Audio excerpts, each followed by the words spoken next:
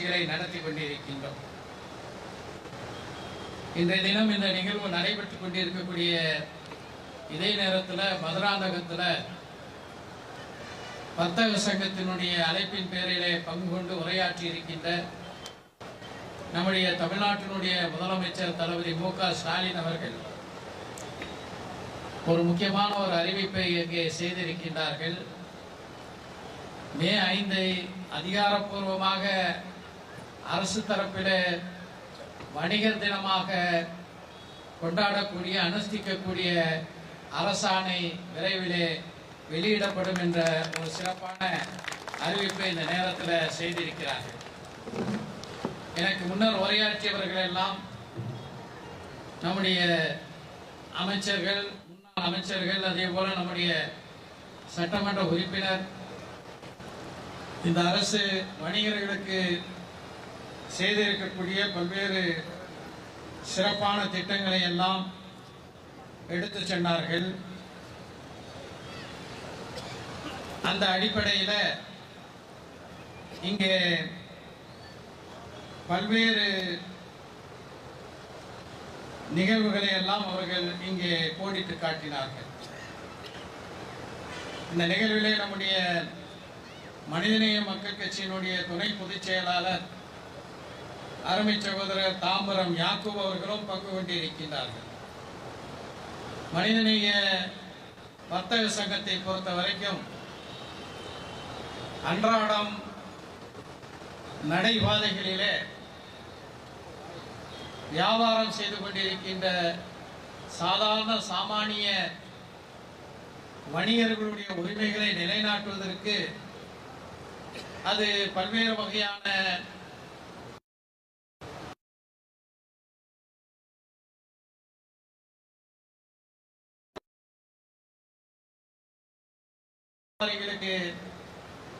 ஏற்படக்கூடிய இன்னல்களை அன்றாடம் சந்தித்து அவர்களுடைய உரிமைகளை எல்லாம் நிலைநாட்டக்கூடிய சிறப்பான பணியை நம்முடைய துணை பொதுச் செயலாளர் யாக்கூப் அவர்கள் செய்து வருவதை இந்த நேரத்தில் நான் சுட்டிக்காட்ட கடமைப்பட்டிருக்கின்றேன்.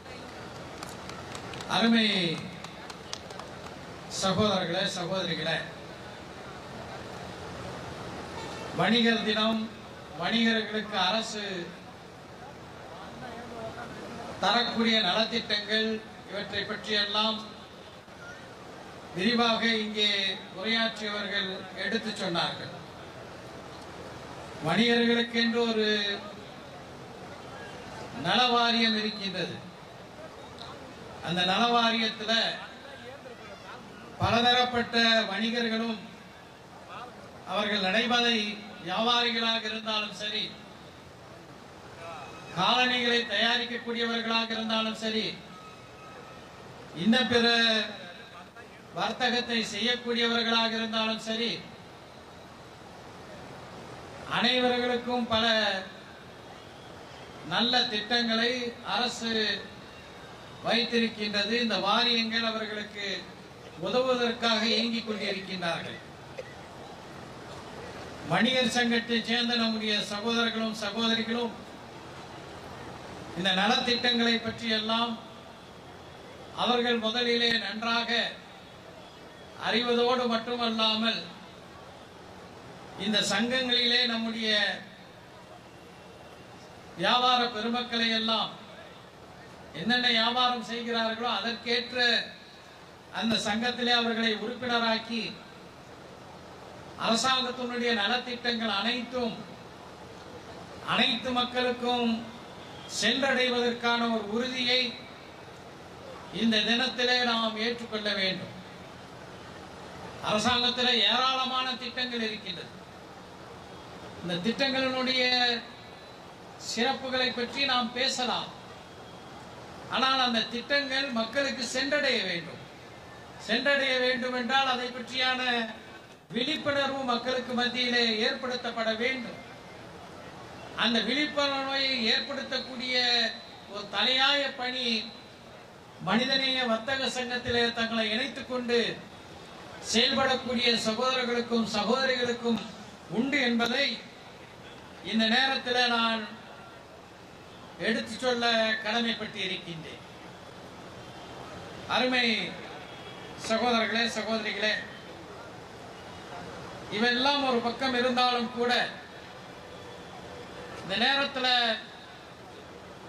வியாபாரத்தினுடைய சிறப்பை பற்றி, வியாபாரிகளுடைய முயற்சிகளை பற்றியெல்லாம் பல்வேறு தகவல்கள் இங்கே உங்களுக்கு மத்தியிலே எடுத்துரைக்கப்பட்டது. அந்த அடிப்படையில் ஒன்றை நான் இங்கே எடுத்து சொல்ல விரும்புகின்றேன். நீங்கள் சாதாரண ஒரு பெட்டிக்கடை வைத்து வியாபாரம் செய்யக்கூடிய ஒரு வியாபாரியாக இருக்கலாம், அல்லது நடைபாதையில பொருளை விற்பனை செய்யக்கூடிய ஒரு சாமானிய வியாபாரியாக இருக்கலாம். எந்த நிலையில் இருந்தாலும் கூட கடுமையான, கடினமான அர்ப்பணிப்புடனும் ஈடுபாடுடனும் அந்த வியாபாரத்தை நீங்கள் செய்யும் போது நிச்சயமாக நீங்கள் பெரிய அளவில் முன்னேற்றம் அடையலாம் என்பதை இந்த நேரத்தில் உங்களுக்கு நினைவுபடுத்த விரும்புகின்றேன். வசைப்பாடும் வாத்தும் வானை ஆளும் வல்லூரும் என்று சொல்வார்கள். வசைப்பாடும் வாத்து, வானத்தை ஆளும் வல்லூர். நீங்கள் வசைப்பாடும் வாத்துகளாக இருக்கக்கூடாது, வானை ஆளக்கூடிய வல்லூர்களாக நீங்கள் மாற வேண்டும். இந்த வசைப்பாடும் வாத்துனா எப்பவுமே தன்னை பற்றி, தன்னுடைய சூழ்நிலையை பற்றி, அது சார்ந்த விஷயங்களை பற்றி புலம்பி புலம்பி தள்ளுறது. இன்னைக்கு கடப்படம் வந்தனா சரியான மழை பெஞ்சு வியாபாரம்லாம் போச்சு,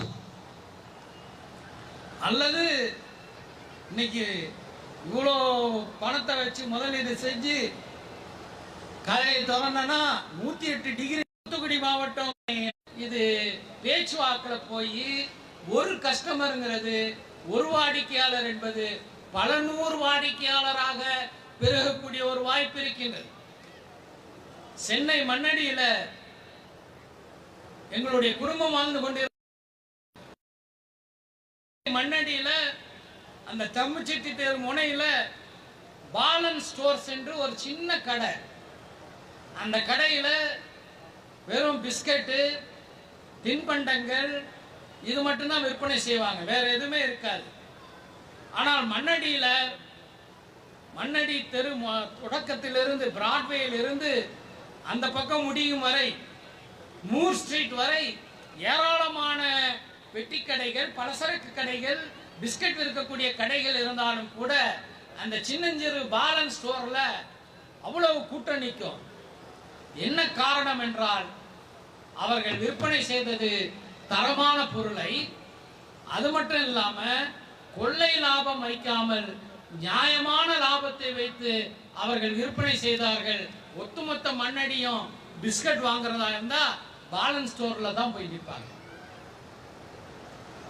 அருமை சகோதரர்களே, சகோதரிகளே, வியாபாரம் என்பது ஒரு கலை. அந்த சாதாரணமான ஒரு கலை என்று எண்ணாதீர்கள். இந்த கலையை நாம் சிறப்பாக செயல்படுத்தும் போது நிச்சயமாக அதுல மிகப்பெரிய ஒரு சாதனையை செய்ய முடியும். இன்னொன்றை நான் குறிப்பிட விரும்புகின்றேன். வாத்தாகவே எப்போதுமே இருப்போம் என்ற எண்ணத்தை ஒழித்துவிட்டு, வாத்தாக இன்னைக்கு இருக்கிறோம், நாளைக்கு வல்லூராக இந்த வியாபாரத்துறையில உச்சத்தை எட்டியவர்களாக நாம் ஆக வேண்டும் என்ற தன்னம்பிக்கை உங்களுக்கு இருக்க வேண்டும். இன்னைக்கு வர்த்தக சங்கத்தினுடைய இந்த வணிக தினத்தை முன்னிட்டு இந்த நிகழ்ச்சியை நடத்துகிறோம் என்றால், மனிதநேய வர்த்தக சங்கத்தை பொறுத்த வரைக்கும் இன்றைக்கு எனக்கு முன்னர் உரையாற்றியவர்கள் குறிப்பிட்டது போல வணிக உலகமே மாறி வருகிறது. அதுவும் குறிப்பாக இணையத்தினுடைய வருகை. சாதாரண ஒரு டீ வாங்கணும்னாலும் கூட நடந்து போய் பக்கத்தில் இருக்கக்கூடிய கடையில் போய் வாங்குவதற்கு பதிலாக கையில் இருக்கக்கூடிய ஸ்மார்ட் போன்ல அமேசான், பிளிப்கார்ட் போன்ற அந்த ஆன்லைன் ஆப்புக்கு சென்று, செயலிக்கு சென்று அதில் போய் பிஸ்கட்டை வாங்குறதும், அதில் போய் ஒரு டீ பாக்கெட்டை வாங்கக்கூடிய ஒரு நிலையில சாமானிய வியாபாரிகளுக்கு இந்த ஆன்லைன் வருகை மிகப்பெரிய ஒரு சவாலாக இருக்கிறது. இந்த ஆன்லைன் வர்த்தகத்தை முற்றிலுமாக தடை செய்ய முடியுமா என்றால் அது இயலாத காரியம். அந்த அளவுக்கு சென்று விட்ட ஒரு சூழல்ல நாம் அதோடு போட்டியிடக்கூடிய திறன் படைத்தவர்களாக நம்முடைய வியாபாரிகள் மாற வேண்டும். நீங்களும் ஏன் ஆன்லைனுக்கு போகக்கூடாது?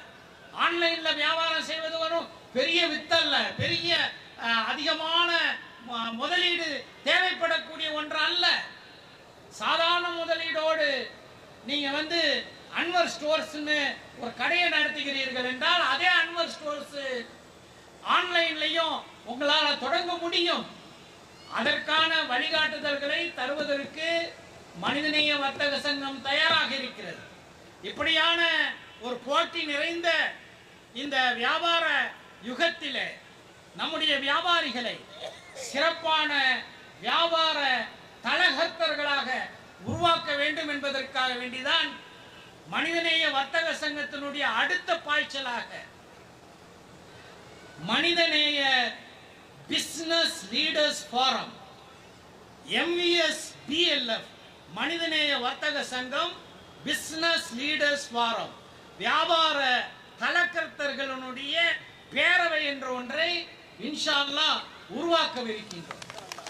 அந்த MVSBLF மூலமாக இதனுடைய முக்கியமான நோக்கமே நம்முடன் இணைந்து பணியாற்றக்கூடிய நம்முடைய வியாபார பெருமக்களை அவர்களுடைய திறனை வளர்ப்பதற்கு, அவர்களுடைய திறமைகளை அதிகரிப்பதற்கு, அவர்களுக்கு இடையிலான அந்த வர்த்தக தொடர்புகள்